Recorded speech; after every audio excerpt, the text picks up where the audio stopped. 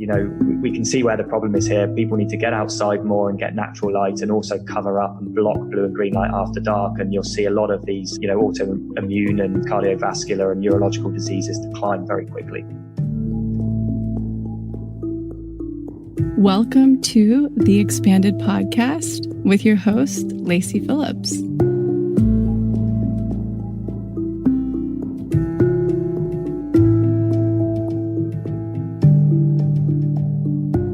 As a leading manifestation advisor with a process that's, radically different from the old New Age model, mine is rooted in psychology, neuroscience, and my energetic gifts. I created this podcast to help you expand your subconscious limiting beliefs about the potential of deserving the manifestations you're calling in. Therefore, you're tuning into this podcast series to show your subconscious that anything you desire is possible. And by pressing play, you've already started the process of manifesting it.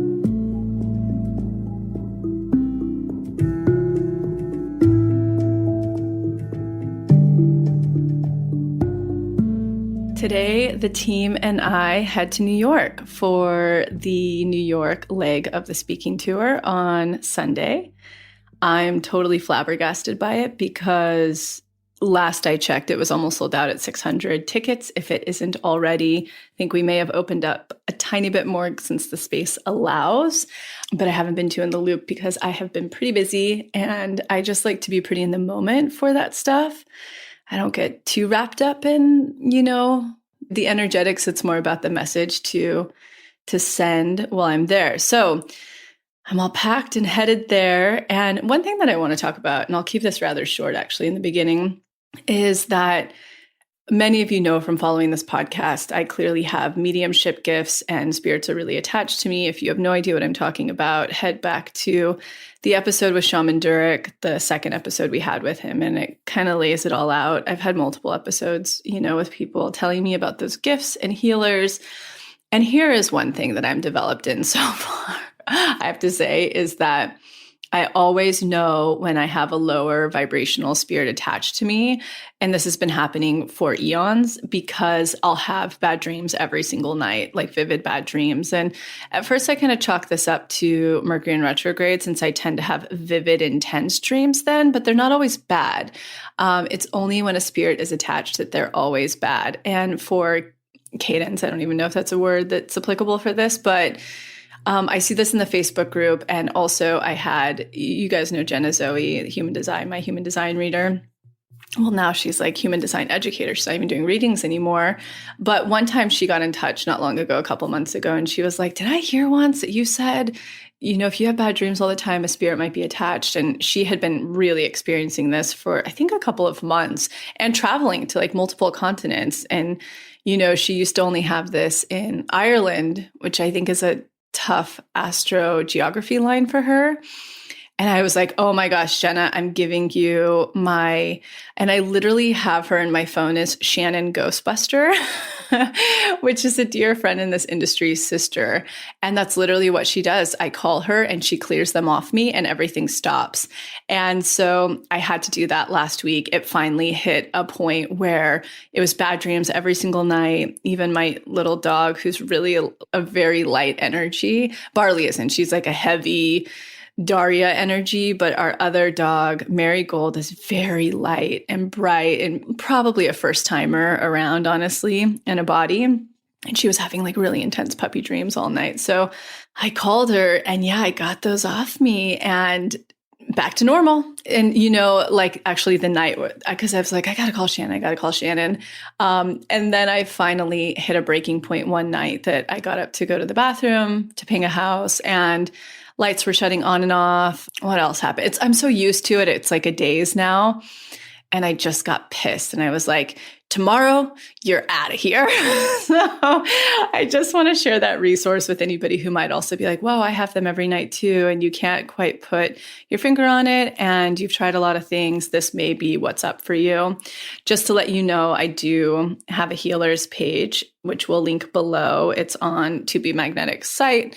in the little hamburger drop down, it says essentials, and a drop down and that says healer. So you can kind of find everybody I always work with. But I had the ping to share it in case anybody here is ever struggling with that. Those who have been following me for a bit kind of got to witness my journey, not this last summer, but the summer before when I was staying in Woodstock. And I mean, I just was like, they were hiding my keys. They were playing tricks on me. I went to a hotel room because I was like, I'm out of here. I'm just going to go stay at a hotel around people. That always helps me a little bit more. And at 1 a.m., they set off like this super commercial fire alarm, only my room and the entire hotel of 300 people. Fire department had to come out. They're like, there's absolutely no reason why this should be going off. And that next morning I called Shannon and she cleared up the job for me. So just a little thing there if you're looking for a resource. And otherwise, because I have to hit the road, I'm going to get right into today's episode. I am very excited for this episode. I just think it is so important for people to be educated on what is going on with blue light and green light in our life, non-native lights in our lives, how much it's contributed to my healing journey. And today we have had founder Andy Mant of BLUblox on the podcast before. It's an epic episode. Please go listen to it. We cover a lot of the basics in general about circadian rhythms, hormones. This one, we go super deep into fertility, how you can actually, in very affordable ways, literally with electrical tape, mask up your house so that you're not, susceptible to as many blue lights. He really gets into the depth of a lot of double-blind scientific studies that have been released. And now, I know so many of you already support the journey of protecting yourself from non-native lights through, I see it all the time. You guys are always, picking up the red glasses and all of that stuff. But I just think this is absolutely paramount. If you're unfamiliar with this, it's really important to kind of educate yourself and see how truthfully sensitive. Some, like Max, isn't sensitive. I will argue he's very sensitive to this because he goes to bed. He wakes up hungover and tired every morning. He needs coffee to get out of bed. And he's also doing this protocol with me, this health protocol. So at this point, all of that should have been curbed and it's not. And he totally unprotected is engaging with blue light all day long and all evening long and falls asleep often with the computer right in front of him with the blue light. It's a whole thing. I'm very sensitive to it.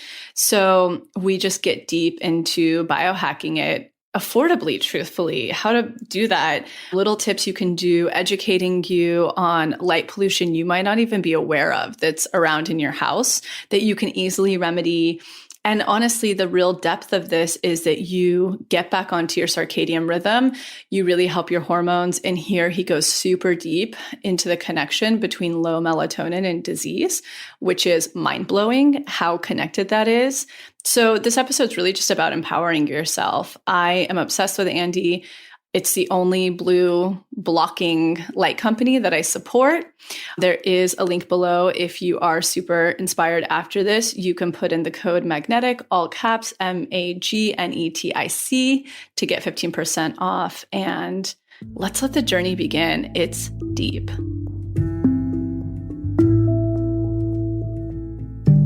Andy, welcome back to the Expanded podcast. We had you, when was that? Back in spring? It was, yeah. So it would have been autumn in Australia. So I think it was around about maybe March, April time. Wow. Yeah, so it was quite a while ago now. So for everybody listening, you will certainly want to go back to that podcast episode. You're going to learn why I wear red glasses and yellow glasses and now totally blackout. What do you guys call them? I call them eye masks at night. Yeah, loads of different names for them. We call them sleep masks, but yeah, eye mask is another good a good way to describe them. So yeah, it's I think when we were first on the show, we were talking about blue light during the day and blue light in the evenings. And since we last spoke, we were talking more about and looked into a lot more about blue light whilst we sleep. And it appears that it has a massive impact on our closed eyes whilst we sleep and melatonin levels. So we produce the Remedy sleep mask to give 100% light blocking in that time. So that was sort of a very sort of brief high level reason as to why it's now part of our collection, Lacey. Well, we are going to dive deep into that. I want to dive really deep into fertility, which I think everybody listening knows is a huge topic of mine because we've been trying to conceive for 4 years, loosely now, but I do like to still educate. And then I also want to talk about skin, which I think will play into exactly that nighttime education for us with blue light. But before we start with that, will you just give us a quick, brief overview for the person who's tuning in for the first time of why they need to care about blue light?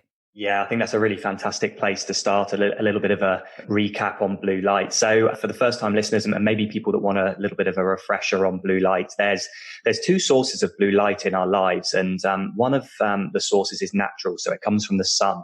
And in the sun, blue light basically works to regulate hormones during the day. So it keeps, your cortisol levels firing, which is essential during the day for making us feel alert and awake and alive. It keeps dopamine levels functioning, which is, the reward system in the brain, making us feel good and happy. And serotonin, which is a neurotransmitter, is regulated by the sun as well. So, that's the real positive effects of blue light from the sun. And the reason the sun has these positive hormonal effects is because it's not just blue light that's present. They also have all the other colors of light. So think of a rainbow, all those different colors, like reds, ambers, orange, yellows, greens, blues. All those colors working in unison with blue sort of at the lower end of the spectrum makes all these things happen for us during the day, like feel alert, feel happy, feel awake. Now, on the opposite side, we have artificial light. So these are things like, if you work in an office and you have lights in there, like, overhead lights or lamps, maybe the light in your home, maybe, from digital devices such as your laptop, your phone, your fridge has a light in it. All these lights are very high in blue light. But where they differ from the sun is that they're very minimal in the other colors. So they have a lot of blue light and very little of the other colors. Now, the reason blue light during the day from artificial sources is bad is because we're bombarding our eyes with one frequency of light, which is blue, which really causes a negative effect, both, on the sort of cell structure of the eye. So it causes digital eye strain, like sore, dry, itchy eyes. But it can also dysregulate hormones because we're applying too much of one color basically to our bodies. Now, the main issue with that is that we now don't really get outside much in the full spectrum light. We're sitting under artificial light all day. So we're just basically bombarding ourselves with blue light, which is causing this damage and hormone dysregulation. Now, after dark, blue light causes a different problem because of what I sort of said at the beginning, where blue light keeps us feeling awake and alert and cortisol levels high. After dark, we want the opposite to happen. We want to feel relaxed. We want cortisol levels to drop. We want melatonin levels to increase. And melatonin and cortisol levels can only reduce in the absence of blue and a lot of green light. So if we're coming home from work and it's after sunset, we switch on our TV or we look at our smartphone, or we even just, open the fridge to prepare a meal or switch on our house lights, we are going to tell our body that it's daytime still. The light will signal to the brain, say it's daytime. Let's keep cortisol levels high. Let's suppress melatonin. So people are struggling to sleep because of this. They're also, might get an okay night's sleep, but then they're lacking, restorative deep and REM sleep, which is going to help, keep you healthy, keep your hormones functioning well. So what you need to do after dark is you need to eradicate blue and green light to keep your cortisol levels lower, make you feel relaxed and keep melatonin levels high. So we have to block those frequencies of light, which is why we wear, and you and I wear these, red lens glasses after sunset, because it filters out those damaging frequencies of light. And it's also probably, worthy of me mentioning as well that blue light, whether it's from the sun or whether it's from artificial sources, will actually cause damage to cells in the eye and in the skin. It's just what blue light does. There's always a flip side. So blue light will, is beneficial for all the reasons I've mentioned, but it's also negative for, disrupting hormones after dark and disrupting sleep. But nature's very, very clever, Lacey. So what happens in the sun is they have very high frequencies of red light and infrared light in the sun, which are healing properties of light. So any damage that may be caused during the day from the sun, the blue light in the sun, is restored by the red light and the infrared light also present in the sun. And as I mentioned earlier, there's no restorative red and also zero invisible infrared light in artificial light sources. So we're bombarding ourselves during the day and after dark with all this artificial blue light, causing a lot of damage to our skin and the cells in our eye, not to mention hormone disruption and sleep disruption. But we're getting none of the restorative red and infrared light as well. So this is where it differs. Like the sunlight's brilliant because it has the antidote to the problem, whereas artificial light just has the problem. And in the last episode, we went in so deep as to why I think it's a big contributor to my endocrine issues. But I really want to talk about, I want to lead us into what is happening with us on an aging level, like even just pure vanity when we're in front of our computer screens all day and we aren't, we don't have a scarf around our thyroid even, we just have these glasses protecting, which are doing amazing things for us, especially for our biochemistry and our hormones. But what's going on when we're just exposed to these artificial lights without that infrared indoors most of the day or in front of our screens? Yeah, absolutely. That's a fantastic question, and one that, my wife takes a very keen interest in, and she's done a lot of research herself on this, and it sort of drew me in to sort of look into it a little bit more as well recently. That, for the reasons I sort of mentioned earlier, blue light, yeah, it's great from natural sources, but when you're exposing yourself to it in such vast quantities during the day and in the evening, it's causing a lot of cell destruction and inflammation in your skin. There was a study released maybe about 4 weeks ago now, which basically said and discovered that the skin has its own body clock in essence, and it works independently of our master clock. So our master clock is located behind the eyes, and it's governed by light signals passing through your eyes at various points of the day. Now, what they discovered was the skin has its own clock. So it doesn't matter if you cover your eyes with blue blockers, that's great for training the master clock. But what it doesn't help is the skin clock. So during the day, the skin senses light signals, which basically tell it it's the daytime. And to be active, yes, there's going to be metabolic processes that are run through the skin that will raise inflammation and maybe cause some, damage to cells. And this is, why we age, because we're, exposing the skin to, not just blue light, but maybe pollutants as well, which can cause, degradation. And then what happens after dark, in the absence of blue and green light, the skin then switches its circadian rhythm from an active phase to a deactive recovery phase.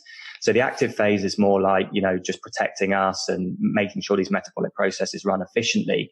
But after dark, it's meant to go into this repair mode where any inflammation that's caused it becomes reduced, any cell damage that's occurred or cell death either get repaired or cleared out. And what we're doing is, because we're coming home after dark and switching on lights and exposing our skin to the artificial blue light, our skin then thinks it's the daytime. So it continues on in this active phase rather than this, recovery and clearance phase. So our skin is living in this sort of perpetual, daytime mode where it's not actually allowing any time for, repair and clearance of dead and damaged cells and inflammation. So we're aging quicker as a result of that. And the study also went on to hypothesize that, we may be out in the sun all day when it's hot. It's going into the summer here now. So UV levels are high. We need UV light for, various processes, such as to charge mitochondria, to turn cholesterol into vitamin D. But again, it's the double-edged sword. Too much UV light can cause damage to the skin, to the cells. And then we need that absence of blue and green light and the restorative reds and infrared lights after dark to then be able to restore any of the damage, repair any of the issues caused during the day from that as well. So what we're finding is, because we're not allowing our skin enough time to repair itself, it's accelerating aging in all of us. And in the worst case scenarios, causing issues like, or could be, I'll caveat that, could be causing issues like, melanoma, and skin cancers, as opposed to, the sun being the sole sort of blamer for those types of issues. And we know LED lights are obviously purely bad because they're purely blue, and most of them have flickers, which are really problematic for our hormones and our brain chemistry. But what about the hue lights, for example, like set to red or orange on your phone or your screen? Does this have the same effect as just pure blue light? No, it doesn't. So the damaging frequencies are blue and green. So when you look at it from an ancestral point of view, you need to think to yourself, what were our ancestors doing? Okay. So after sunset, they wouldn't have any, if very minimal exposure to blues and greens from the light spectrum. What they would be exposing themselves to is firelight, which contains the yellows, oranges and reds. And these frequencies of light are restorative because they're at the upper end of the light spectrum. They're very low energy. They're not going to excite the body like blue and green light does. So they're very restorative colors. So after sunset, if you've got candles on, or if you can dim your lights to, a red, orange, or a really deep sort of, probably not so much yellow because it's, in artificial lights, there is still some blue and green that make up the yellow color given out by the lights. But if you're sticking to orange and reds from your lights, then you're going to be fine. Now, you mentioned obviously flicker being an issue. And that is a really, really good point to make, that, you might put yourself a red or an amber light on after dark. And we like an incandescent, for example. Yeah. So incandescent wouldn't flicker. So that's completely fine. What flickers is LED lights. So if you've got your standard LED light bulb, whether it's red, orange, blue, green, pink, whatever color it may be, it's going to flicker. And it's interesting you mention it as well, because we're very, very close to inventing a light bulb from an LED source that doesn't flicker. What? You guys in the company? Yes. Whoa. Oh my God. So we have an engineer that's worked very hard on this. And we're working with a guy in the US called Brian Hoyer, who is very close to people like Luke Story, Justin Stellman over there that are very big in the biohacking community. And he's a building biologist. So he has all the equipment. I think it's $20,000 or $30,000 worth of equipment that no one really could afford unless it's part of their business, that can actually test flicker in LED lights. I think we were going to have him to our new Topanga house to do the full EMF down. Yeah, I think I'm going to. It's going to be safer inside than outside. Absolutely. Absolutely. So we've got an agreement with him that we'll develop this light bulb, but because we're so evidence-based and we only want optimal, we're sending them to him to test with his equipment, which he's kindly agreed to do. We've sent him light bulbs and he's tested them. We've got them down to, we've reduced 99% of the flicker so far, but it's not good enough for us. So we keep going back to the drawing board and keep changing the circuits in these LED lights. And we're pretty certain we're going to get 100% flicker free. We just have to allow the brains of the business in the engineering side to actually, work on this and take their time. So we've been doing this for about 9 months, started at 100% flicker, and we've got it down to about 1%.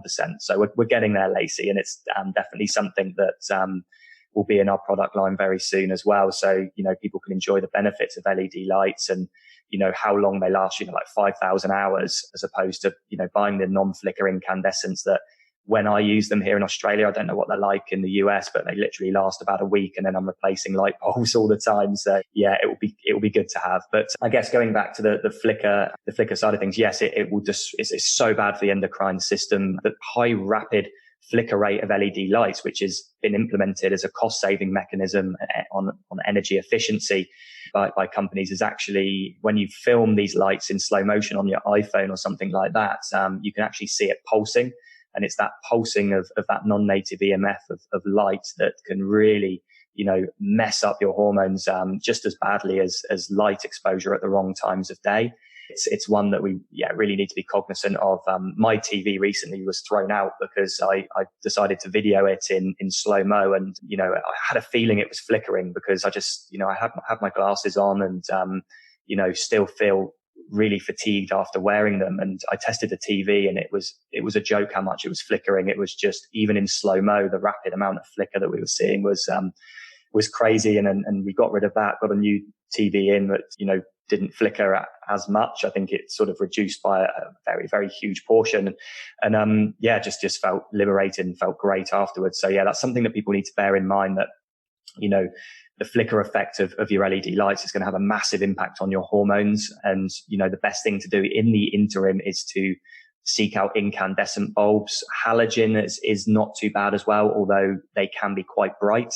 So it really depends if you can find a dimmable one of those, but try and avoid LED lights where you can, unless, you find one that's out there that's zero flicker. But to be fair, I don't think there is one that's zero at the moment.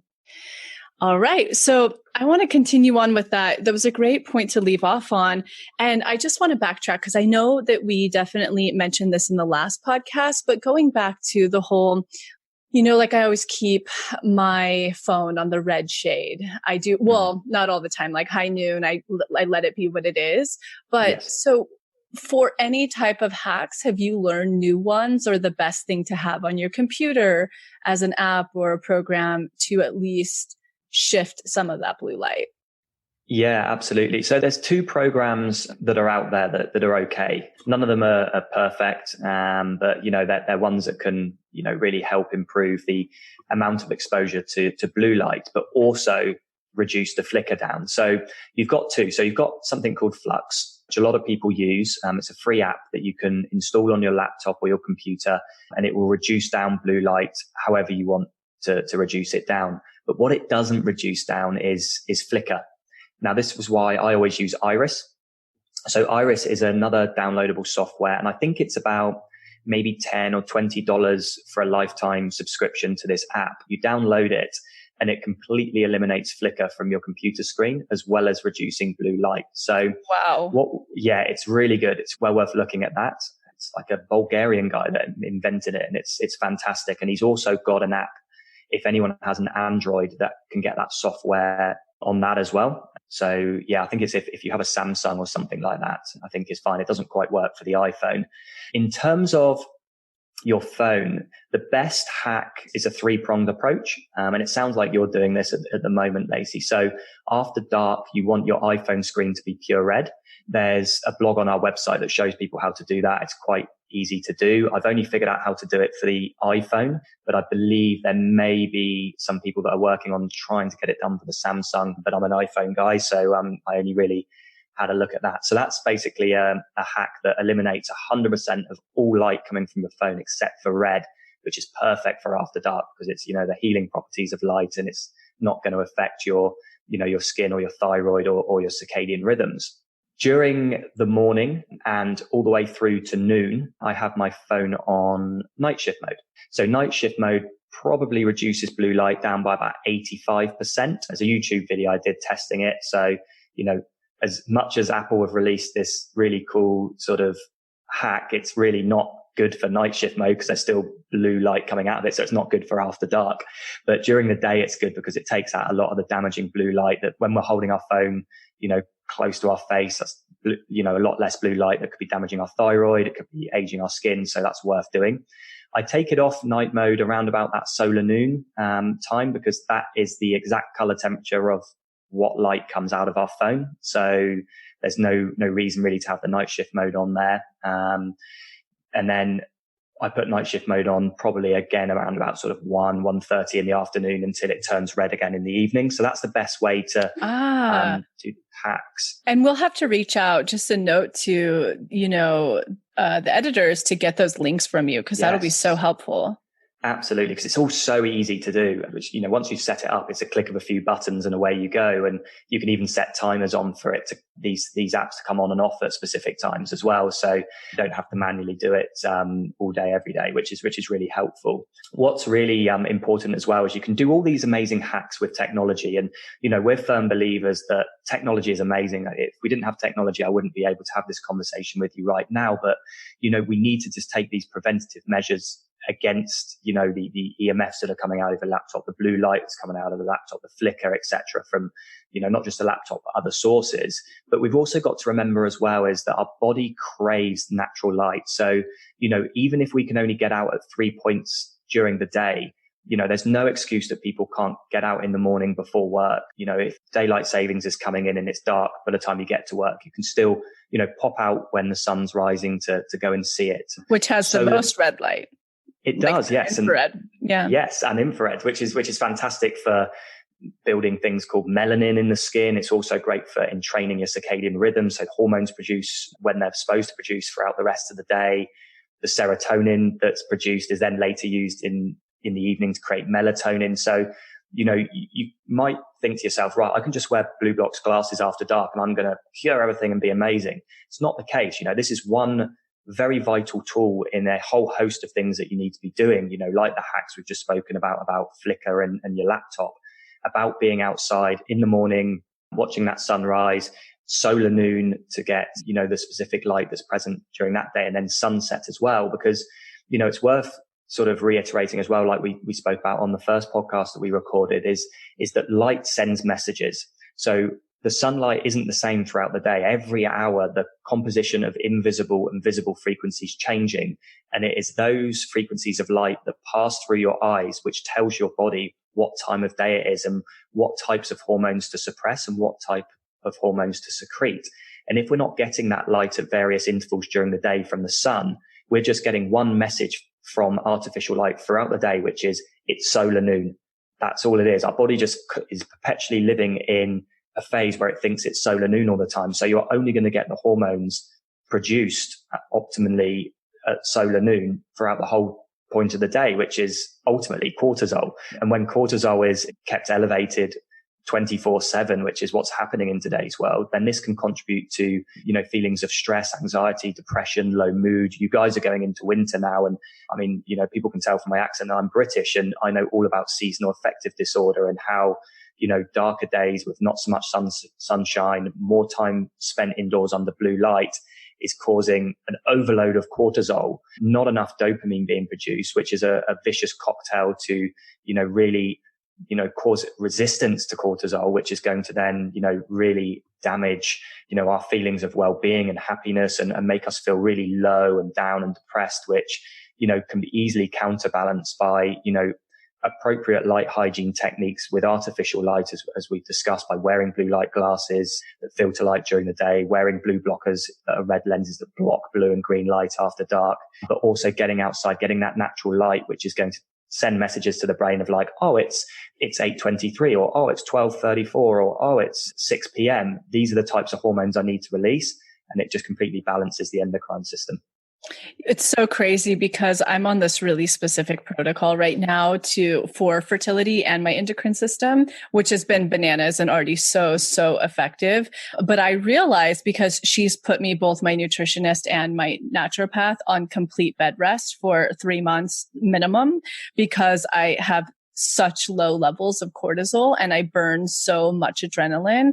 It's been so ongoing that I now can really witness what wipes me out the most. And certainly things that are exerting for me are very much so, but it's actually scrolling through my phone that exhausts me the most. It just pumps so much adrenaline and cortisol out of my body. And it's been crazy to witness how much I have to be fully off screens if I want to heal. And it's all because of what we're talking about. Even when I'm taking a lot of these precautions, or I have my yellow glasses on during the day and certainly my red at night and all of my different filters on my phone, it still cracks me out because of the flickering.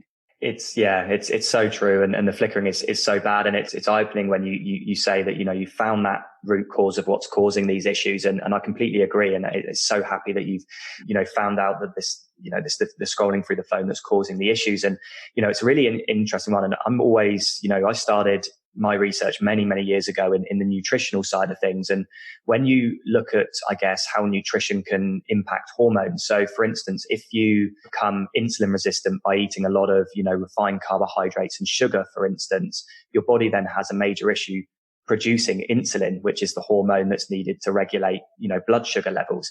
The same's true with cortisol and blue light. If you're bombarding yourself with blue light 24/7, like we all have been, we're going to become resistant in that specific hormone, which is cortisol. So you're going to have a hard time over time, producing it, or you're just going to go into a spiral of producing too much of it. So, these things are reversible with the correct, management. So if you become insulin resistant, then you cut out a lot of refined carbohydrates and you eat a diet maybe that's higher in protein, vegetables, and fats.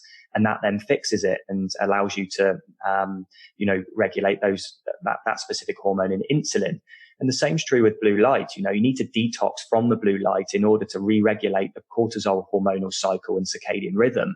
And the only way to do that is to refrain from, utilizing, your computer, your phone in the modes that they're, manufactured to release tons of blue light, and take the precaution, which is covering the skin, wearing the blue light blockers, not using your phone perhaps as much for the scrolling, reducing flicker. And then all these things over time will, re-regulate those cortisol cycles. But, it's like anything. It just takes time. And, it's brilliant to hear that, you've identified that problem. You're taking these hacks and steps to fix it. And over time, everything will re-regulate again, and you'll be in a much better place from that point of view. I totally agree. And thank you for sharing that information. What are the other junk light, polluters in our house we might not even be aware of that we're exposing ourselves to? I love this question because so many people say, right, when we sort of do our educational posts and blogs, there's always a handful of people that are just like, well, I have night shift mode on my phone and I have Iris on my computer, so I don't need to wear your glasses. I don't need to cover my skin because I've got that sorted. So I put a post out the other day, and I'm gonna bring it out because it was so interesting how many different sources of blue light there actually is present in the home. I can't find it now, but I'll reel it off. So let's go through. So you've got the obvious sources. You've got your smartphone, lots of blue light.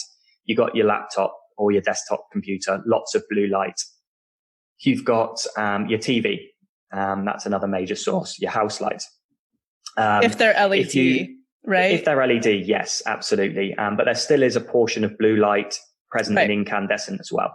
Just not as much. So it's not going to have as much as an impact as LED and fluorescent lights. If you have a dishwasher in your house or you have a microwave, which I hope no one does have, but me too. We're in the 21st century. Yeah. Some people may have it in. Number one, throw it out. Number two, if you've got it, it gives out blue lights as long as, but that would probably be the least of your worries from the other nonsense that's in it. Totally. So yeah. What else is that? Your oven. A lot of ovens have lights. So if you open your oven door, there's a light in there, a lot of blue light.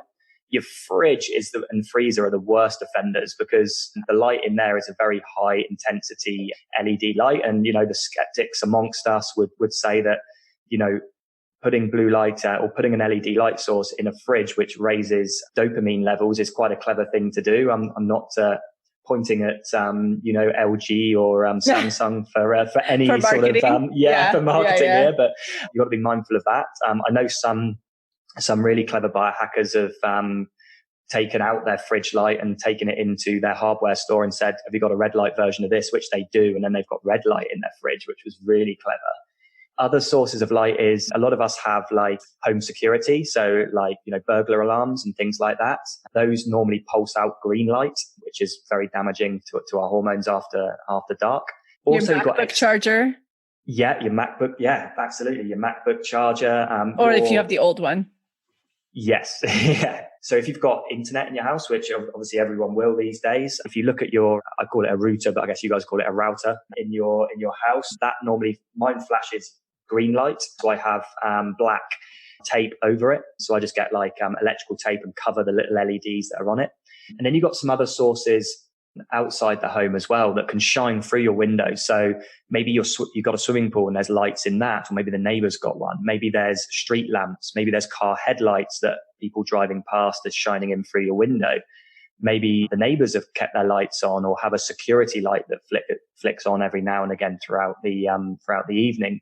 So there's so many different sources of artificial light that's always very high in that blue spectrum. So you may think that, by having night shift mode on your phone, which doesn't block all blue light anyway, and having these apps on your digital devices is going to be helping you. And yeah, it might help you 10%, but there's a lot of other sources of blue light out there as well. So you just got to look around your home and look at anything that's emitting light, and appliances are easy to fix because you just, the black electrical tape over the lights and Bob's your uncle, you fixed it. Brilliant. It's all good.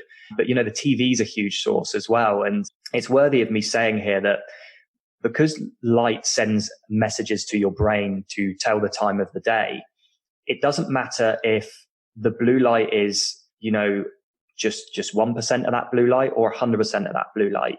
All it takes is a little bit of that light to pass through the inner retina into the IPRGC cells to tell your body, oh, it's daytime. It doesn't matter if it's, you're wearing the glasses and, for 3 hours before bed, but you take them off before bed and expose yourself to blue light, you're sending another message to the brain. So, you've got to be just very cognizant that within your house, you've just got to make that light hygiene environment perfect. And the best thing to do is to go around and identify all the sources that are giving blue light and see if you can fix them. Cover up the appliances, as we've said, change out some of the light bulbs to red, maybe switch curtains. Blackout, perfect. Yeah, blackout curtains. That's absolutely vital, and especially, not just in your bedroom, but, in any sort of area of your house that you're going to be dwelling in after sunset. And if you're not sure, like I said on the last show and all the other shows that sort of I've been on since, is just reach out to us. We're here to help. We're an educational brand. And, if you want to say, oh, I've got these things in my house, how do I get rid of them, or what are the alternatives? How do I stop the blue light coming from them? Then drop us an email, jump on the website, and the team will answer them and tell you how to set up your house, for the most optimal light hygiene purposes. So, I'm glad you raised that question, Lacey, because there's so many different sources of light. And, once you start actually waking up and looking around and being like, oh my gosh, I've got a digital clock, for instance. I don't personally, I'm just sort of hypothesizing, like, oh my goodness, I've got a digital alarm clock that's giving out green light.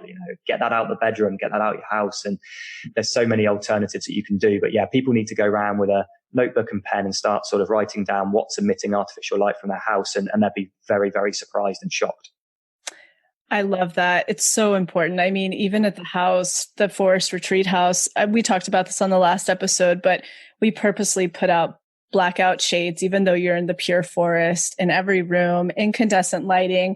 I found a stove, like the Wolf stove, because it didn't have a clock. You have to manually turn on the light. It's just like, as much as you can do preemptively when you're designing your space is so important as well. And then I love the old, the duct tape on top of, it's not duct, but that electrical tape on top of things is great. And it blends in just fine if it's a black, appliance or something. But that's fantastic. Absolutely. Yeah, no, it's really good hacks. And I'm glad you've done that as well, because even in these sort of more remote, secluded places, that there still is that blue light gets in, and you need to take those hacks to prevent it. But, it's not just the prevention, it's also what you add into your house as well. So, if you are lucky enough to have, like an open fire or a stove, a wood burner, these are fantastic sources of soothing red light after dark. Or maybe if you don't have that, let's get some really sort of good quality candles. I use beeswax candles because I can't. Yeah, it's brilliant, isn't it? I can't use the other ones. Too many chemicals in them. Oh, yeah. And the scent and everything, which is, people don't realize essential oils, they start to emit a positive ion. They don't have the heat combustion. So they're burning these like soy candles with these, different essential oils in them. And it's actually turning to carcinogen, like toxic. So just go straight up beeswax candles. It's so healing. It, takes all the allergies out of the room. It gives off the negative ion. It's just so medicinal. Yeah, absolutely. And the light is so different from it as well. I love just the sort of intense sort of, ambers and reds and yellows that come from a beeswax. When you actually start using those as opposed to the, man-made chemical laden ones, you're actually, I personally feel more relaxed. It may be the light, it may be the the negative ions, it may be that it doesn't flicker as much, maybe the smell of honey that's going through my room as well. So it's really, really good, a good hack that. And I like beeswax as well because in Australia they're not readily available, so I have to buy them from like farmers markets and local people that have made them. So yeah, literally can't get them anywhere unless you go down to the local farmers market and or the sort of the craft markets, I think they call them over here, where you go and it's all handmade stuff by sort of local people. So that's really good as well, that personally for myself, I know where it's coming from, and I'm giving back to small businesses as well, which is something that's sort of resonates with myself too. And so important. And as just an interesting fact to, sort of extend on your point earlier about the ambers and the candlelight, and that it obviously signals melatonin production. I actually have one by my bed every night. I actually do try to stay away from screens at night as much as possible. It's harder for us, in the Northern Hemisphere where we have the the lights going down at 4:30. But I do always have that beeswax candle by me, or a couple. And it's crazy. I literally cannot stay awake when they're next to my bed. So if I'm having trouble sleeping in the middle of the night, I'll pop one on next to my bed and it'll start to put me to sleep again, because I think it really does trigger that melatonin release. Yeah, absolutely. It certainly does. And, campfires were great for our ancestors because they not only provided warmth, but they provided security. So we would have slept by them. It would have happened and, it would have warded off, dangerous animals that might wanted to have eaten us. So it makes sense that we evolved under these conditions. And, by recreating them in our modern environment, we're going to go back to, cultivating our ancestral brain and hormone patterns, which we've evolved to do. But we've, in recent years, we've devolved from this natural sort of evolutionary pattern and expose ourselves to not enough red, but just far too much blue and green lights. And, having these red lights close to you whilst you sleep, or, in the evenings is really going to elevate the production of melatonin, which isn't just the sleep hormone. It's great to get you into those deep restorative sleeps, but it's the most powerful antioxidant that we can produce. Oh, wow. And there's absolutely, so much clarity when I read this in some peer-reviewed clinical studies about how powerful an antioxidant this is, as to why it's no coincidence that it's produced after dark. Because when we go to sleep, we're going into that restoration, clear out mode where, any kind of waste product or inflammation is cleared out after dark, and it's melatonin that does this. It's actually a potent free radical and reactive oxygen species scavenger.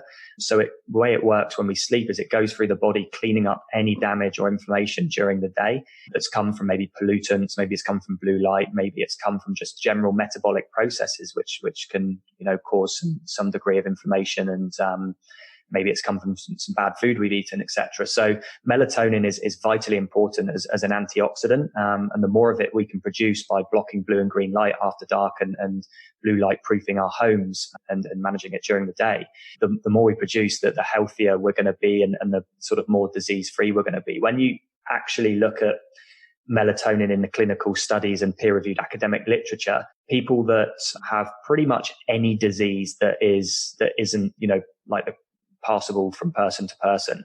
So things like, metabolic disease, like heart disease, neurological diseases, autoimmune, things like that.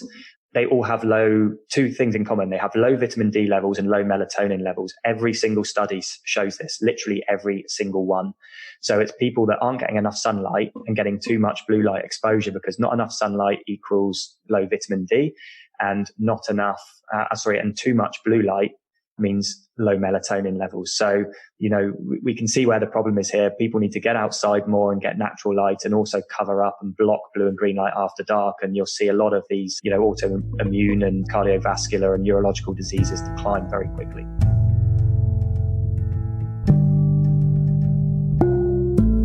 So I'm quickly interrupting this episode to invite you, if you're ready to start your manifestation journey, or if anything you've heard in our manifestation episodes has piqued your interest to begin.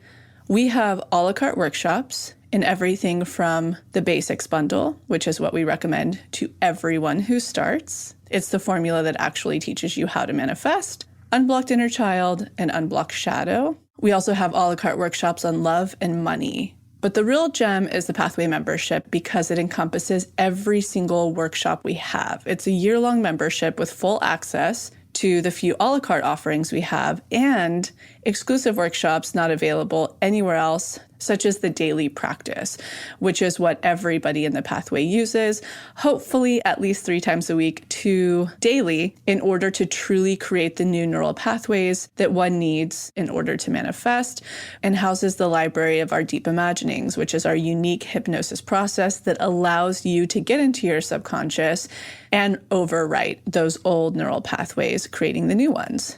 You can use our special code EXPANDED, all caps, EXPANDED, to receive $20 off your first a la carte workshop purchase, or $20 off your first month of the Pathway. Again, that's all caps, EXPANDED, EXPANDED. Okay, now back to the episode.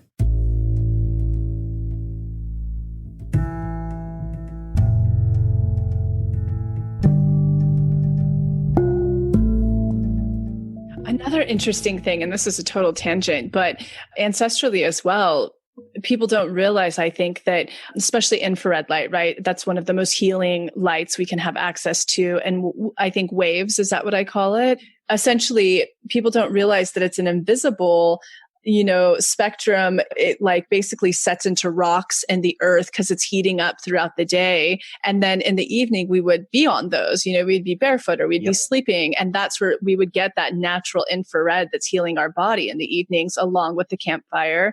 So this is a great way. I've been the moment you sent me to try the new, night mask, the eye mask, which is, I think, fantastic. I actually, even though we have a code, I'm so stupid. We have a code to you and, everybody can enjoy that code. I give it in the intro of this podcast. I went to go buy 2 more because I like to keep one for myself at the Forest House and one for travels that I always keep in my Rimawa. And I was such an idiot and didn't use the code, but that's how much I loved it. I was like, I want to support you guys and get it. And it, to me, is phenomenal. I don't know if people really get it, but they're essentially blackout goggles. That's what they are, because there's no pressure around the eyes. And I'm somebody who has consumed so many eye masks at night because I always sleep with them. But this one, tell us about the brilliance of it, and then go please into why we need a completely blacked out space, not just covered with our eyes with the tool, but also our bodies for what you were just talking about with melatonin. Yeah, absolutely. So I guess like my mantra has always been that, when it comes to R&D for products, we take the James Dyson model. So Dyson, for those that, everyone probably will know who James Dyson is, but he took an idea, which was the vacuum cleaner, and he found problems with it and he optimized it. And he does this with all the products. So that's always been my sort of mantra with light management, is finding an existing product. Like blue light glasses have been around for years. People were wearing them in the 80s, and we improve them and optimize them and make them absolutely perfect in line with academic science. Yeah, tell people that they're one of the only science-backed, they're totally science-backed, that they're 100% blue light blocking of all of the ones that exist out there, right? Absolutely, yeah. So we've had them independently tested with lab grade spectrometers, and we've also tested a lot of our competitions as well, and they don't even come close to what ours blocks. So, a lot of companies won't block enough. Some other companies will block too much, which will impair your vision. So we've found, by reading countless studies on pretty much every study on how blue light impacts melatonin, and we found the exact range of light that needs to be blocked after sunset, which was between 400 and 550 nanometers. So we worked with an optics lab here in Australia to create a specific lens that blocked 100% in that range, and then let light in outside of that range so we don't impair vision. And what our competitors do is they just get these sort of orange tints from China, from a factory, and get them shipped over, and they sort of block maybe about 90% of the blue light. But as we mentioned earlier, the eye doesn't care if it's 90% or 1%. It has to be 100%. So we didn't want these things being made in sort of dirty factories. We wanted them being made under 3-tiered QC conditions in an Australian optics lab. So that's why we do prescription glasses as well, reading glasses, and the quality of the lens itself is high grade CR39 material, which is like the highest grade optical lens you can actually get as well. So the clarity is just phenomenal. So I guess sort of moving back to the sleep mask. So what we found with sleep masks was they had 2 problems. Okay. So from reading the academic literature, it was very clear that even a fraction of light that hits your eyes whilst you sleep from blue or green light sources, so it could be from a car headlight, could be your partner getting up to use the bathroom in the night and switching the light on, could be from other ambient sources in your bedroom, maybe street lamps, maybe neighbors' headlights. Even a fraction of that light hitting your eyes was enough to stop melatonin production, completely suppress it. And melatonin production peaks at 2 a.m. So you need to ensure that whilst you sleep, melatonin production is still being produced. So we found that with every single sleep mask out there, light would pass in maybe under the nose, maybe through the top. They would slip off during the night and really be kind of obsolete for light blocking. And the literature is very clear, 100% light had to be blocked. So the second problem with sleep masks we found was, what didn't sit right with me is the pressure it placed on my eyes. So Same. That's always been my problem. Or they're too loose when they stretch out. Absolutely. Yes. So yeah, two major issues there. Either they're too loose or, they're placing pressure on the eye. And when you actually look at placing pressure on your eye over long periods of time through sleeping. Even if you're a belly sleeper, actually, it can be an issue. You can actually develop eye pressure related problems. And one of those issues was glaucoma. So we were like, well, we don't want to be damaging our eyeballs and getting these types of diseases later on in life. So we developed this sleep mask. Again, it took about 6 months of R&D, but we wanted to get it perfect, where you get this sort of like, almost like a blindfold. And then on there is two little sort of Velcro buttons, as I can't think of a better word to describe it. Velcro strips, there you go. And then on this strip, you have two eye cavities. And they're like almost like donuts, but not completely, they don't completely go through. And they're like soft goggles, but without any light coming through them. Exactly. And then you can position them on this Velcro strip however you want. So if, everyone's face is very different, eyes are a different width apart. And we know this from working with an optics lab, because when you order prescription glasses, you have to ask for something called a pupillary distance, which is the distance between your two pupils. And that ranges from people that have 55 millimeters all the way up to about 75 millimeters. So, we had to create this sleep mask where you can actually peel off these goggle sort of inserts and then move them how you wanted on the sleep mask. So you can position them to achieve 100% blackout. And then we developed this strap that we found that, because you mentioned earlier that, over time or just in general, the elasticated backs can become very loose and worn. So we took elastic out of it and we just put Velcro on the back, so you can actually just tighten it as much as you want. So some people like it really tight, some people like it loose. So you can actually allow yourself to, tighten it however you want to provide the amount of light blocking you want. But yeah, so we've created this incredible product called Remedy that is 100% light blocking. It's zero eye pressure, so you can open your eyes whilst wearing. I do that. It's the best. Like when I can't sleep, I'll just stick it on and I'll just think with them, because I often wake up in the middle of the night for like 30 minutes to an hour sometimes because of endocrine stuff. But yeah, I'll just sit there and I'll think, and I don't have any pressure, because I don't know about you, but I'm the type of person when my eyes are closed for too long, they start to hurt when I'm not sleeping. Right. So I can actually just keep them open under there until I drift back to sleep. That's awesome. That's so good to hear. And there's so many other uses for it as well, like not just sleep. Like it's great for travel, because on aeroplanes, even on the night flights, they dim the lights. They don't completely turn them off. So you can put that on. And for deep imaginings, for the people that do our work, they're fantastic. Yeah, you beat me to it on that one. I use it all the time for my mindfulness, my manifestations. It's just great because I like to do them during the day, and personally, I find that I can get sort of deeper imaginings and I guess feelings of well-being when I'm in a completely dark situation. Doing those practices. Yeah, I know a lot of people look to the sky or can do it with their eyes open. I just find it way too distracting. So it works so well for me. And there's deep touch pressure therapy as well. That's a lot of people have said that they've used it for, where they tied it quite tight around their head, and it's because it's not putting pressure on the eye, it's putting pressure around the temples and the eyebrows. It actually provides sort of a lot of relief from maybe a tension headache, or maybe if people are feeling stressed. And one thing that I used to suffer from, I haven't touched wood for many years now because I've sorted out my light environment, is migraines. And so many people love the sleep mask for migraines. So for instance, it's not going to prevent a migraine, but when you have a migraine, people become photosensitive, and you get these flashing lights in your eyes, and any kind of light, whether it's sunlight or any artificial light, it really, really hurts people's eyes. So if you just want half an hour away from it to try and recover from a migraine, you're going to get complete blackout. You can open your eyes as well within it and really sort of help soothe your migraines. It's not going to prevent them, but it's a good aid to help soothe the aftermath of those horrible things. And what about the hormonal effect? Let's get into the fertility component of blue light in general. Yes. So there is so much to speak about on this, and it's something I blogged about recently. I saw it come through in my inbox. I was like, oh, we've got to talk about this. Yeah, absolutely. So basically, we were talking a little bit earlier about melatonin. Melatonin's released to, or related, low levels of melatonin are related to all cause issues when it comes to, when we mentioned earlier about these sort of metabolic type and autoimmune type diseases.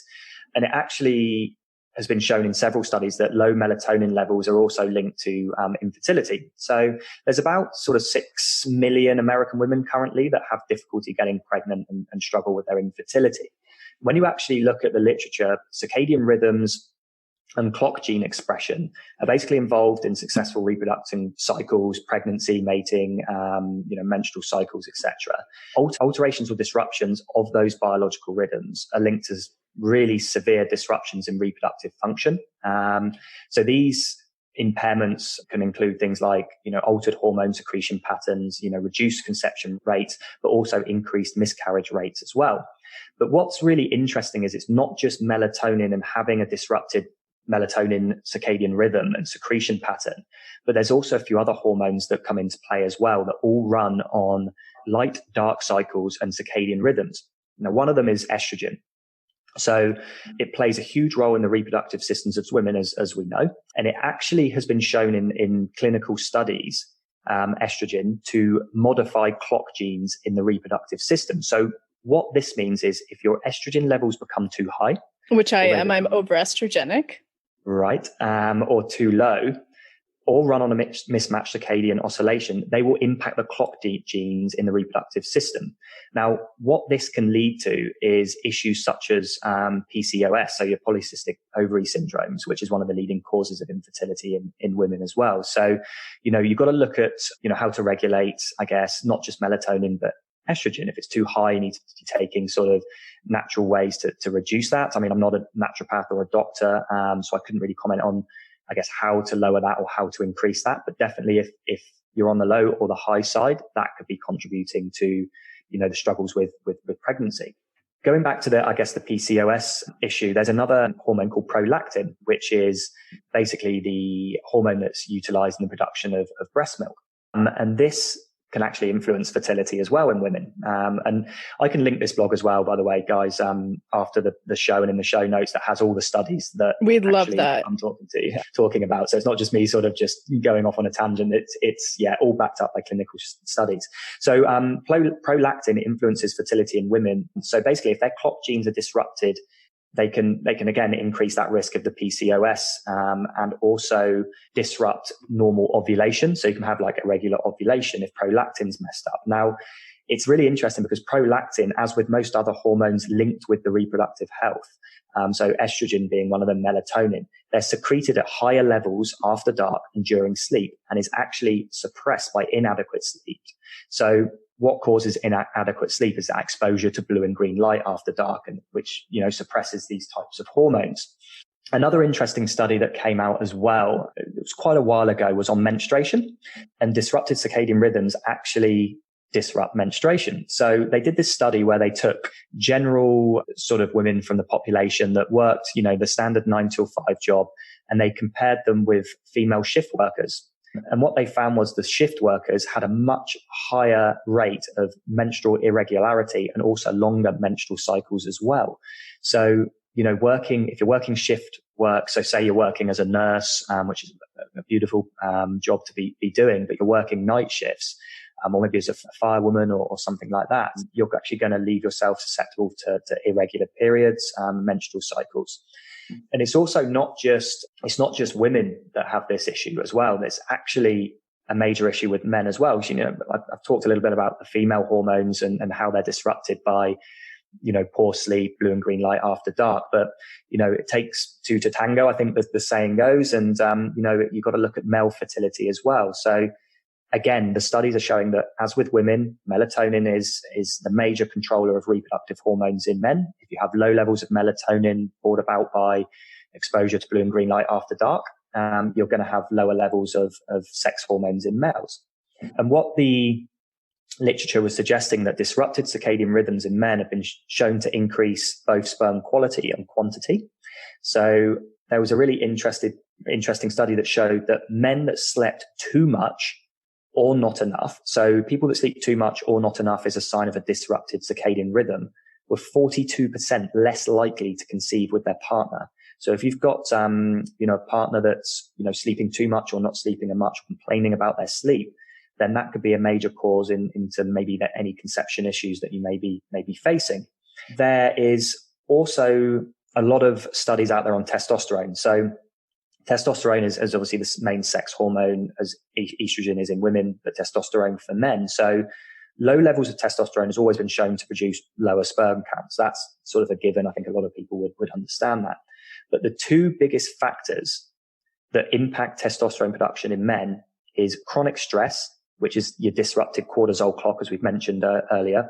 Either too much cortisol secreted because there's too much blue light, too much stress in someone's life, but also poor sleep, which is a disruption of your master clock. There was a really interesting study as well that came out. There's going to be a lot of extracurricular reading for people after this talk. Yeah, I'm ready to dig in. I'm like, man, I like for Max, he's fucked now. Yeah. Love it. You can put him on his new regimen. So here's an interesting study. So the quality and quantity of sperm basically has its own circadian rhythm as well. So the production of sperm has its own circadian rhythm, which is just fascinating to me. Independent of the master clock. So basically, the recent academic literatures have shown in this one study that semen that was collected before 7:30 a.m. had a much higher sperm count and concentration than compared with semen collected later in the day.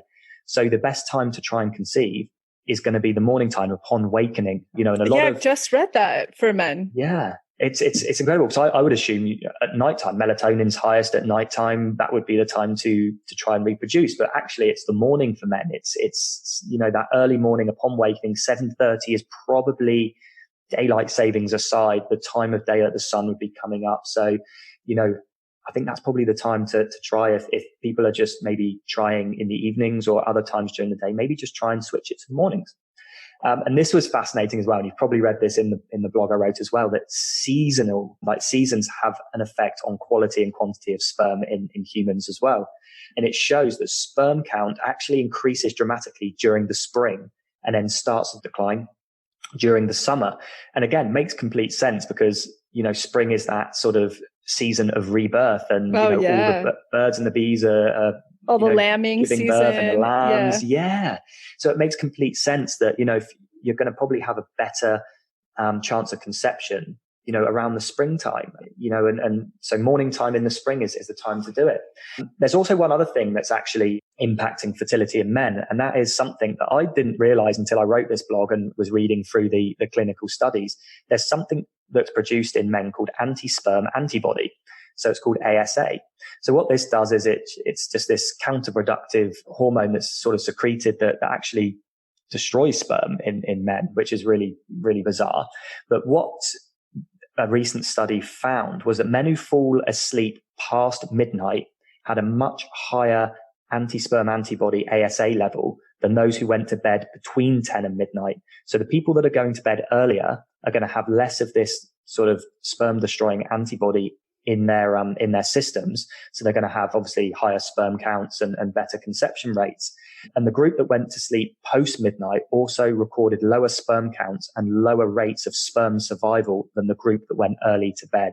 So if you're a night owl and your husband or partner is going to bed later, past midnight, you may want to try and get them up watching the sunrise in the morning, re-entraining their circadian rhythm, and try and get them in bed, between 9 and 11 p.m. at night rather than post midnight. And that may actually reduce the ASA levels in their blood, which, could be leading to some difficulty in conceiving and increase your chances. There's a few more bits and pieces actually to talk about on fertility as well. And that's one of them is being reproductive health. Countless studies out there that show that women that develop breast cancer have very low levels of melatonin. So, if you're worried about that kind of thing, maybe it runs in the family, maybe it doesn't, but you just want to put prevention in place, that you want to be covering up your skin at night. If you've got blue lights, artificial or LED lights in your house, wearing your blue light blocking glasses. But it's also very interesting that melatonin is actually produced in very high levels in women in the ovary and placenta.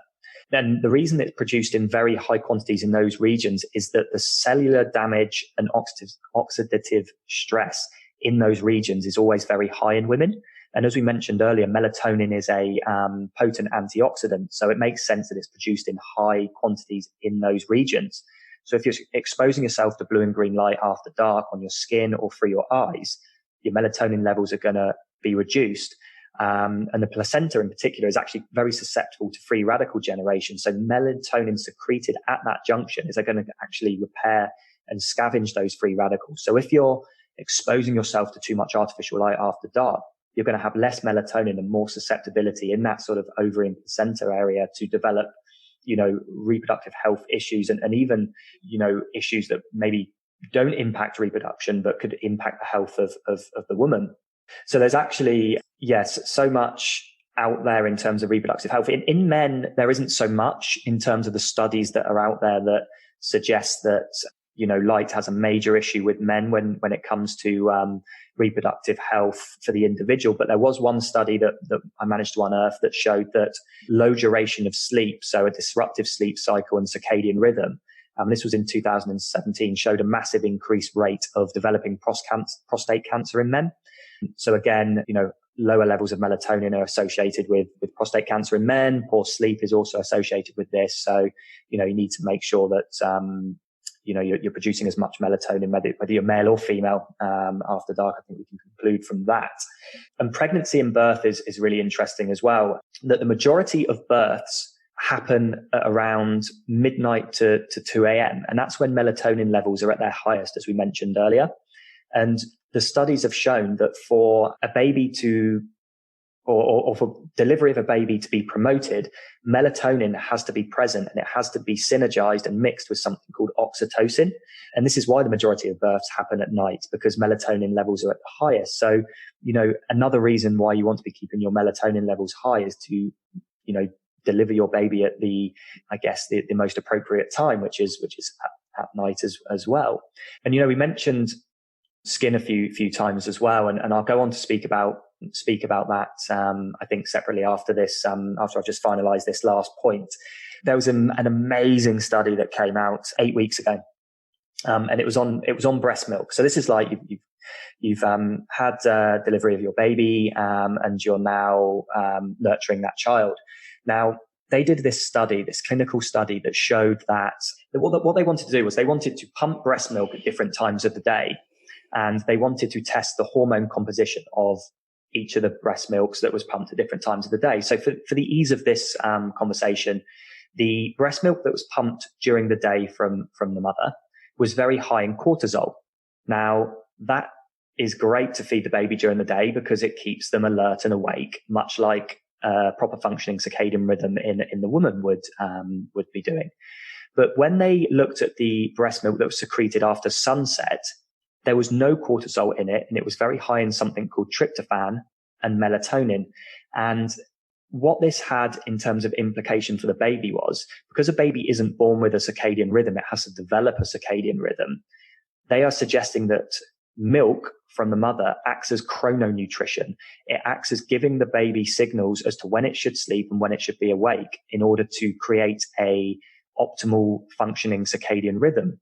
So if you're pumping your breast milk and putting it in the fridge, and then at 2 a.m. in the morning, baby wakes up and you reach into the fridge and grab a bottle that was pumped during the day and give it to your baby, you're basically pumping that baby full of cortisol in the middle of the night, which is going to cause an awakening response in that child, keep them awake and make it longer and more difficult to give them that natural circadian rhythm. And the opposite's true as well. If you take a bottle of milk that's secreted during the evening, which is high in melatonin and tryptophan, and give it to baby is not going to be alert and awake and is going to be sleepy and tired during the day. So they were basically saying that, this mechanism that nature has put in, that, the baby isn't born with a circadian rhythm. Obviously, light management during the baby's early years is very important as well. But nature has created something called chrononutrition, where the mother's circadian rhythm is personified in their breast milk, and the amount of hormones present in the breast milk changes throughout the day, pass to the baby, and then the baby develops a circadian rhythm that way. Well, you have to think about it too. And this isn't to at all put down pumping, because thank God for pumping, but yes, we weren't originally meant to do that. So that's so interesting. So now we're basically saying, like, use all of this protection, this light protection, but also separate the milk that you pump in the refrigerator, like label what time of day. Correct. So you can use it properly. Absolutely correct. So nothing against pumping the breast milk. I think it's a great thing to do. Thank God. Just make sure it's labeled. Modern society. Yeah, absolutely. So yeah, I think that was a really groundbreaking study as well. And one other thing that was shown as well, that if a mother had a disrupted circadian rhythm, but like basically the maternal circadian clock was wrong, the maturing fetus clock. So the baby isn't born with a specific circadian rhythm, but obviously it's born with a clock system in place. They found that if the mother had a disrupted clock system themselves in this study, that it was a higher chance that the baby later in life would have psychological and actual behavioral problems as well at a young age. So we're not talking sort of 30 years down the line, like as a child, they would have more susceptibility to those psychological and behavioral problems as well. So, it's very important that during pregnancy, light hygiene is taken seriously as well, not just from the breast milk standpoint, but also for the fact that, it can have those psychological and behavioral impacts on your child as well, according to clinical studies. And I guess, that sort of leads us into talking about the skin as well, because I know that I briefly mentioned it and sort of scooted over it a little bit. But, there's two factors in the skin that can disrupt our circadian rhythms. Okay. So we mentioned earlier, and I think we covered it off quite well, that the skin has its own body clock that works independently of the master clock. So it's active during the day and it's in repair mode after dark. And if we have too much blue light exposure on our skin after dark, it doesn't go into recovery mode. Inflammation levels are high. Aging's a problem. Maybe melanoma and skin cancers later in life are a problem as well. It's really interesting when you look at skin cancer rates. A lot of skin cancers appear in regions that aren't exposed to sunlight, which makes me think that maybe, there's more to play than just UV light from this perspective. It could be a skin's disruptive circadian rhythm. Now, another major issue with the skin is it was discovered in 2017 that there is a photoreceptor present in the skin called melanopsin, which people originally thought was only present in the eyes. And what that does is that is sensitive to blue light at 480 nanometers. So that is basically the peak of what's in any LED light or a digital device. So what that can do is if you're wearing blue light blocking glasses after dark, brilliant, you're protecting your master clock to some degree. But if you've got artificial light on in the house and your skin is exposed, the skin can actually pick up and translate blue light through the melanopsin receptors in your skin and still tell your body that it's daytime and to shut down melatonin production. Now, there's not a lot of clinical evidence on this. There's only this one study that's come out that has basically shown that this can happen. Sometimes one study is all that's needed, but it seems to be that the effect isn't as much as the light shining through your eyes at night. But it still has an impact on the hormone secretion. So you might want to if you can't change your lights to red light in your house, which to be honest, everyone should be doing anyway, make sure that, you guys are going into colder months now. So it's going to be a lot easier for you. I'm sat in 100-degree weather today in Australia because, we live in the desert. So it's a little bit more difficult to cover up my skin. Get long clothes on, get a hoodie on or wear a hat, long trousers, socks on, and you'll protect yourself against the blue light that could be disrupting your circadian clock and also causing aging as we've mentioned as well. So, the skin has this sort of potent effect that, can still detect blue light, can still disrupt your hormones. So you need to be cognizant to that as well. And the same thing's true when you're sleeping. We mentioned that we wear a sleep mask because we want to block 100% of blue light. When we look at the studies, any kind of light that's passing through your closed eyes when you sleep or is hitting your skin whilst you sleep is actually turning off melatonin, and it's also increasing insulin resistance. So, coming from a nutritional background, I thought, you eat a lot of sugar, you eat a lot of carbs, you're going to develop insulin resistance over time.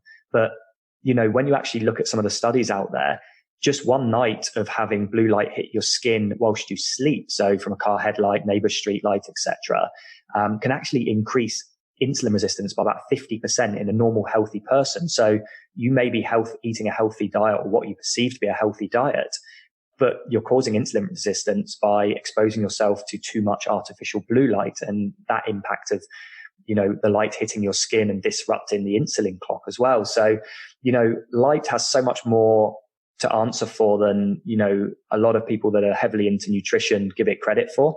And I think that it would be very naive of me to say that blue light is the sole cause of all these issues, because I don't think it is, but I think it's a major contributor to, a lot of poor lifestyle choices that we either knowingly or unknowingly make, that is, increasing our susceptibility to disease, disrupting our sleep and energy levels and reproductive health. It's so crazy because I used to notice the correlation that whenever I would be up at the forest retreat house, my insulin resistance would decrease dramatically. And I was like, what is it? Is the water? Like, what's causing this when I'm up here that it goes away within 2 days? Pretty much like I could eat more fruit, anything blood sugar spiking at that point was a lot easier for me. And then I'd get back to LA and it would decrease. And this makes so much sense to me. I had no idea because I'm so protected up here. Whereas we're living in Echo Park and now Topanga, and we're doing a remodel, so we don't have enough protection around. But this is so informative for me. No, I really appreciate that. And two other things, unlight related, that increase, and again has been shown in clinical studies to increase insulin resistance and blood sugar levels, is Wi-Fi. Has been shown to do it independent of food, and also microwave ovens. I have a good hack for the Wi-Fi thing that my fiance came up with, because we fight every night over if he can watch anything on like his, computer in our bed. He has his own blue light room. Like, we have fights over this. And because he would want to watch the computer, I would yell at him. I'm like, you have to unplug the Wi-Fi after, and he'd fall asleep and forget. And because he grew up north with a lot of friends who grew a lot of pot, you have timers that you can actually plug a plug into and set it for each night of the week that kills your Wi-Fi. Anything. It can kill, like the grow lights, for instance. But this is a really good hack that it can kill your Wi-Fi the hours you want it to. So now we have it killed, I think, 10 to 5 every night. So good for people listening. I'll have to figure out what that timer product from Amazon was so we can link it. Yes, I will definitely be on that. A lot of people will have them this time of year for their Christmas tree lights and lights outside as well. And that's another one as well. Like, Christmas is coming, and if you're going to be decorating your tree, maybe decorate it with red lights this year. There you go. There you go. Yeah, because there's a lot of like sort of white and blue lights, and Santa likes red, so let's get a lot of red lights on our tree this year. I swear, if we all just went back to Victorian times in a lot of ways, not all the ways, but, candlelight, like that's how I decorate a lot for the holidays, just a lot of candles in the windows. And, that I love that red light and candles. It's a good alternative. Yes, completely agree. Well, one thing that I've been curious about, because I was like, I want to ask him this selfishly. Can you walk us through an ideal day for the totally average person, myself included, in Topanga, where I don't have all of this protection aside from my glasses? Kind of walk us through the day, phone, device, like you mentioned, the screen colors and stuff, along with the mechanics of the glasses. Like, what would be an ideal day from the moment our eyes open till we close them? Absolutely. And I think given that majority of your listeners are in the Northern Hemisphere, I'll talk about it from a point of view that you're going into winter now, because I think it's very different to how you would manage light in the summer. Maybe you could give both. So Southern and Northern Hemisphere can have their ideal days. That. Okay. Yes, I love it. Okay, let's start with the North. So we wake up in the morning in the Northern Hemisphere, and typically, because you guys have got daylight savings and because the days are shortening, you're probably going to be getting up before the sun rises. Now, you don't want to see any blue or green light until the sun rises, okay? So you need to be wearing your BLUblox Sleep Plus glasses in the morning before the sun rises. And not a lot of people know that because they just— Those are the red. Those are the red ones, yeah. Okay. So the ones that are designed for after sunset, but they're best to be worn before the sun sets as well. So if you're up early, you need to be still blocking that blue and green light. So you wake up, you get your blue light blocking glasses on, and maybe you're going about your morning, maybe you're showering, maybe you're putting your makeup on or whatever you do. If you're a lady, if you're a guy, maybe you're doing your hair or whatever. Now, one hack that my wife put in place was that she found that she was wearing her blue light blocking glasses in the morning and all the way through, or ideally all the way through until the sun rises. But during that period, she needed to, do her hair, put on a little bit of— she doesn't wear much makeup, but put on a little bit of makeup, get herself ready for the day in the office. But what she was finding was, because a couple of years ago, we didn't have any red light in our house. She was taking these glasses off. So it was all counterproductive. So she installed red light in her getting ready room, where she obviously gets ready in the morning. So she can take her glasses off when she's in this room and do her hair and makeup under the presence of red light rather than blue and green light and disrupt her circadian rhythm. So once that's done, hopefully it's sunrise and that it's getting lighter outside. So you want to be stepping outside. Now, it doesn't matter if it's snowing. It doesn't matter if it's raining. It doesn't matter if it's cloudy or overcast. As long as you are outside first thing in the morning and haven't seen any blue and green light, you haven't looked at your phone, laptop, or any of that stuff. And if you have, you've done it with blue light glasses on. You're going outside and you're getting that sunlight in the morning. Sunlight will still pass through the clouds. Infrared light will still pass through the clouds, and you still get the benefit in the morning of having that natural light, increase that cortisol level, give you that dopamine, and give you that serotonin that you need later on in the evening to turn and into having melatonin. your skin exposed as much as possible, I imagine, That's a really that you good can point. bear. Yeah. Yes, absolutely. And you have the other benefits in the winter now that, if you can tolerate it, and it's worth doing even if you can't for a short period of time, is that you're going to expose your skin to the cold, and that's air bathing. extremely good. So it is worth doing from a health perspective. Like, the cold can increase your immune system, it can ward off any nasty coughs and colds, and it just keeps you so healthy. And I find because I take cold showers, I find that really pumps me up in the day. It just gives me that rush of like, oh yeah, that's really good, I feel awake and alive now. So don't be afraid of the cold, be outside. And, that can be for a couple of minutes or it can be for an hour. It really depends on how much time you have in the day. But it's important just to get outside during that time. Now, during the winter in the Northern Hemisphere or Southern Hemisphere for that matter, because the days are shorter and you typically in winter months get a lot more overcast days where it isn't as bright outside. So there's going to be a lot more lights on in your office and in your home. So you're going to have much more susceptibility to blue light, much more exposure to blue light during the winter. So it's really important to wear, because we have two different pairs of glasses. Okay. We have our blue light clear lenses and we have our summer glow yellow lenses. And summer glow yellow lenses are perfect for winter time because they're infused with color therapy. So we looked at the literature around color therapy, and infusing a yellow glow type tint into blue light blocking lens technology actually has been shown to elevate mood in people with seasonal affective disorder. So because you're exposed to more blue light during the day in winter months, you really need to be using BLUblox summer glow glasses as opposed to the blue light computer glasses.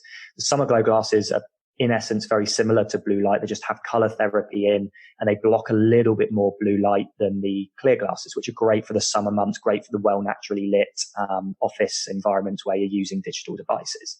So this is why it's always important that light needs change throughout the seasons and throughout the day. That's why we have 3 different types of glasses. So for the winter, during the day, on go your yellow glasses. You obviously take them off if you're outside and not exposed to artificial light because you want more messages coming in through your brain from the light. But during the day, when you're in the office, get those yellow glasses on if you can. If you've got a bit of an RC boss that doesn't want you wearing those yellow glasses, like obviously argue the point, but the blue light computer glasses will help to some degree as well in the winter months. Now, when you're probably going to leave the office maybe after sunset or close to sunset. So before you start your commute home or walk home or whatever it may be, you want to be outside during the sunset as well. You also, sort of taking a step back, want to be outside in the middle of the day as well.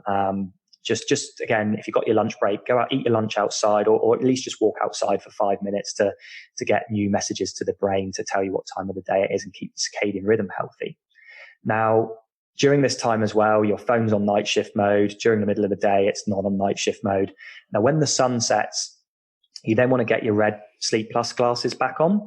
Obviously, you're going to be exposed to blue and green light after dark in your house, unless you've biohacked it to perfection, which a lot of people listening probably wouldn't have done so far. You want to get your long clothes on, cover up from the skin, so blue light's not hitting your skin. And then once your glasses are on, you're going to start winding down, ready to sleep. Sleep Plus glasses aren't the kind of glasses that you need to wear for 3 months straight to get any benefits. Within one night, you're going to see how game changing these are. it's probably a nice time of the year to get some candles on like you do, Lacey. I think that's a fantastic thing to do. That will help soothe the body, make you sort of ready to get to sleep, help to induce melatonin, and it won't have any negative effects on the skin either. And then you want to get into bed, turn all the lights off, take your blue blocking glasses off, and then put your sleep mask on. You could have completely blackout curtains as well, which is also another good hack to put into your bedroom. And then you go to sleep and, you'd wake up the next day and you'd run through the same process. Now, going on to the Southern Hemisphere. So we're in spring at the moment and we're going into summer. So the principles would be similar, but they would be slightly different. So people in the Northern Hemisphere can use this in their spring and summer months as well. So we're getting lighter days. In WA, we're very fortunate. We don't have daylight savings. So we rise with the rising sun, which is about 5:20 in the morning at the moment.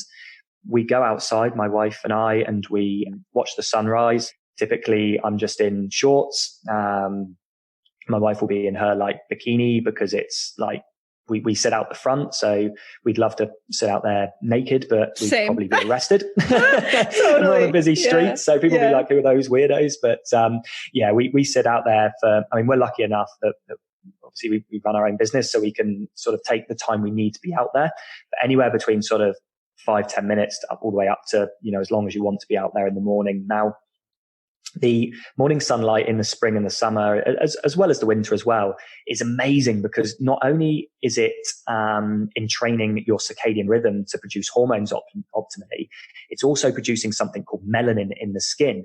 And melanin is a absorber of UV light, and it protects us from UV light later on in the day. So in Australia, we get very high UV levels, so we want to make sure our melanin levels are very high. So we are out there as long as we can in the morning to build those melanin levels so that we don't burn later on in the day and leave ourselves with, high amounts of cellular damage from overexposure or inappropriate exposure to UV light. The issue people have in the Western world is that we miss the sunrise, and then we go outside and sunbathe in the middle of the day when UV levels are high. And light is so important because at the beginning of the day, the light that we receive on our skin at the beginning actually protects us from UV light damage later on in the day. So yes, the sun can be very bad for you if you don't manage it correctly. But if you get up in the morning and then want to, walk around in the sun for the rest of the day, you're going to get less damage from the UV light than you would if you missed the sunrise and you just walked outside in the middle of the day. Very important for us here in Australia. And then what we do is, or what people should do, I guess, is travel to work. But because in the summer you're going to have, beautiful blue skies, hopefully for most of the day, depending on where you live. I mean, I come from the UK and a blue sky is very rare, but you're in essence going to get more natural light. So there'll be less exposure to artificial light. You might not need the office lights on. Even if you've got your computer on, you've got loads of natural light coming through your window. That's going to help counter a lot of the negative effects from your screen. So this is why in the spring and summer months, we always say that you don't need your summer glow glasses during the day. You need your blue light computer glasses. So you can wear the clear glasses, which just takes down blue light enough to, keep the hormones happy, keep the cortisol levels, not going haywire and out of control. So very important to wear those during the office hours. And then you want to watch the sunset like you would do in the winter time. The specific frequencies of light at sunset actually tell the brain that it's ready for to start turning cortisol off and to start producing melatonin. And then the same applies in the evening. You get your Sleep Plus glasses on, and you'd start winding down, ready to go to bed. You'd go to sleep, get your sleep mask on, and drift off to sleep. The issue you'd have in the summer is, maybe it's quite hot. So it's harder to cover the skin up. So maybe you want to put red light in your house for the summer months rather than, cover up and be really hot and uncomfortable. And that's probably a really, really good hack to do anyway, regardless whether it's summer or winter. And you also find that in the summer, you're probably going to want the window open a bit more to let sort of, the breeze in because it's so hot, which is going to leave you exposed to, passive blue light from other sources outside your home. So you just got to be sort of aware of that as well. So, they're very similar, I guess, protocols, both from sort of autumn, winter, spring and summer, but with some slight tweaks. So hopefully that's enough for people to sort of, start implementing some changes. But, as I said before, Lacey, if people are unsure and, want me to sort of write down a little bit clearer rather than sort of my ramblings on this podcast, they can reach out anytime via the website and just say, can you reiterate what I need to do light hack wise? And we can give lots of free advice on, do this, do that. And, perhaps these are the glasses that you'll need, or perhaps you've already owned some of our glasses, which so many of your beautiful community do. And they want to know maybe some more information, about how to use them properly. Reach out, we're here to support everyone for life, Wow. Thank you, Andy. I think you touched on every question I had and gave so much more information. And I'm so thankful to stay in touch and really learn. I'm literally sitting here under incandescent light, like moving my body away, even though I know I'm still exposed. So this is so helpful. Where can we find you? Even though it'll be linked in the show notes. Yeah, absolutely. So, look, the best place to find me is just through the website. Just go to the contact page and drop a line to us there. Myself, my wife always answer all the personal questions that are addressed to us, because we have the knowledge and we want to share it. And we always put time aside each day to answer those questions. Check out our Instagram, BLUblox Official. All of our posts aren't just pretty pictures of people wearing our glasses. There comes with a lot of, science and rationale behind how blue light is affecting us on each of those posts. And our Light and Health group on Facebook, just type in the search bar Light and Health. Come and join that. It's a beautiful community of people that have such a vast amount of knowledge. Like some of them, have much more knowledge than me on this. And, they're always happy to answer questions, even if, you might personally think, oh, this is a silly question or a basic question. Come in and ask it in the group, because we can give you such custom and bespoke answers, because, it's like nutrition, Lacey. Light is a bespoke thing for everyone. There's general principles that apply to everyone, but everyone's environment is different. And we want to make sure that we give the correct advice to people based on their personal needs. And the Light and Health group is great for that. I'm not very active on my personal Instagram, but my Facebook, I'm very active. So people can connect with me or follow me on Facebook as well. Just Andy Mant, Mant is the surname. And yeah, I post a lot about sort of my life and what I'm doing. And a lot of it relates to light and sort of alternative health, which is sort of interesting for some people to look at as well. So they're probably the best outlets to reach us, Lacey. Thank you for everything, Andy. I'm wishing you guys a wonderful holiday season, and just so grateful for your product. It's obviously the only one I use in the blue light range. And I really respect how deep the science and research and trial and error is going into each of them. And they've benefited me so much. So thank you for that. No problem at all. And honestly, thank you so much again for letting me, come on and speak to you about this. I know that, personally take away so much from these conversations, which, is really humbling. And, the amount of, last time we were I was speaking on your show, the amount of beautiful messages I had from your community was fantastic. Just such kind words about what they'd learned from the show, but also, asking questions. And it was just blew me away how people wanted to learn about this and how seriously they took it. And, we recorded that show back in March, and I'm still getting emails to this day from people that are listening to it. So it's just really humbling. And I'm so grateful that, so many people have taken such empowerment from listening to me speak. And that really is what I want to do. I don't want to ever come across as a salesman. I don't want to do that. I want to be an educator, and I want people to take information and empower themselves in whatever way that, works for them. I think that is the only and best way. And it's very apparent. And I think, thank you. Yeah, very transparent is a better word. So thank you so much, and have a beautiful morning over there. Thank you. Thank you so much. I hope to connect soon. And I'm loving those, the eye mask at night. It's just such a game changer. I mean, I obviously always was wearing the red glasses at night. And then I actually now realize that I need to get, when winter is over, the just regular blue blocking, because I've been wearing the yellows during the day all the time. So yes. That's another big takeaway I took from this. But just thank you for these products, and take care. Thank you so much. Anytime. Bye, Andy. Cheers. I mean, I have even fallen off the track here and there. I do wear my glasses every single evening. I don't go without when it comes to the dark, but I have been a little bit bad when it comes to the light. So this was a really reinforcing episode that I need to keep my shit together with that. If you found it super helpful, please forward it to any of your friends or family who certainly struggle with fertility, with hormones, with sleep issues. They will really benefit from this, and have a beautiful weekend.